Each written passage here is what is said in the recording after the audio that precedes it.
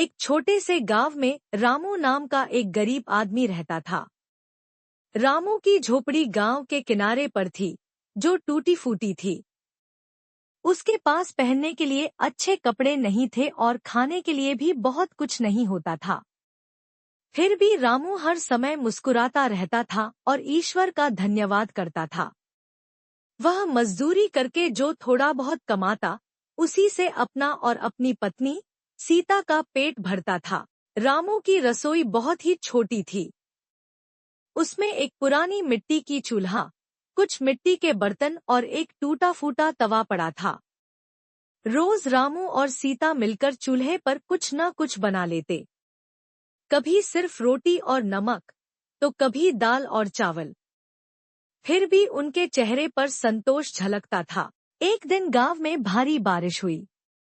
बारिश इतनी तेज थी कि रामू की झोपड़ी की छत टपकने लगी। रसोई में रखा सारा अनाज भीग गया। रामू बहुत दुखी हुआ, लेकिन उसने हिम्मत नहीं हारी। उसने सीता से कहा, घबराओ मत सीता, ईश्वर ने हमें मेहनत करने के लिए हाथ और पैर दिए हैं। हम फिर से सब कुछ ठीक कर लेंगे। रामू अगले दिन फिर से काम पर गया। दिन भर मेहनत करने के बाद उसे कुछ पैसे मिले। उसने उन पैसों से थोड़ा सा आटा, कुछ दाल और नमक खरीदा। शाम को जब वह घर लौटा, तो उसने सीता के साथ बैठकर चूल्हा जलाया। सीता ने सादे आटे की रोटी और दाल बनाई। दोनों ने एक दूसरे की ओर देखा और मुस्कुराए। उसी समय गांव के बाहर से एक साधु गुजर रहे थे।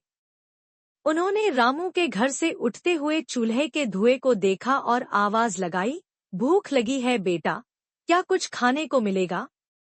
रामू ने बिना सोचे समझे कहा, आइए बाबा, जो भी हमारे पास है वह आपका है। सीता ने झटपट एक रोटी और थोड़ी सी दाल साधु को परोस दी। साधु ने प्रेम से भोजन किया और कहा, बेटा, तुम दोनों का मन बहुत पवित्र है। ईश्वर तुम्हें कभी भूखा नहीं रखेगा। तुम्हारे घर में कभी अन्न की कमी नहीं होगी। रामू और सीता ने साधु को प्रणाम किया। अगली सुबह रामू की झोपड़ी के बाहर अनाज की एक बोरी रखी थी। रामू ने इधर उधर देखा, लेकिन कोई दिखाई नहीं दिया। सीता ने मुस्कुराते हुए कहा, यह ईश्वर की कृपा है। साधु बाबा का आशीर्वाद फलीभूत हुआ है। उस दिन के बाद रामू की रसोई कभी खाली नहीं रही। उनकी मेहनत और साधु के आशीर्वाद ने उनके घर को खुशियों से भर दिया। रामू और सीता ने सीखा कि सच्चे मन से मेहनत और ईमानदारी से जीवन जीने वाले पर ईश्वर की कृपा हमेशा बनी रहती है।